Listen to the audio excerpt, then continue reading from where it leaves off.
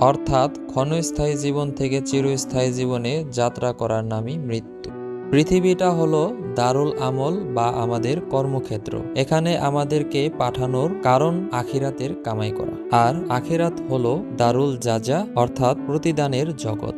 আমরা যা উপার্জন করব তারই প্রতিদান দেওয়া হবে আখিরাতে। আর এই দারুল আমল থেকে দারুল জাজায় প্রবেশ দরজা হলো মৃত্যু। মহান আল্লাহ তাআলা সূরা মুলকের ২ নং আয়াতে বলেন, যিনি মৃত্যু ও জীবন সৃষ্টি করেছেন তোমাদেরকে পরীক্ষা করার জন্য যে কর্মে তোমাদের মধ্যে কে উত্তম, তিনি পরিপূর্ণ ক্ষমতার মালিক, অতি ক্ষমাশীল। এই আয়াতের মধ্যে স্পষ্ট যে আল্লাহ তাআলা মৃত্যু ও জীবন সৃষ্টি করেছেন আমাদেরকে পরীক্ষা করার জন্য।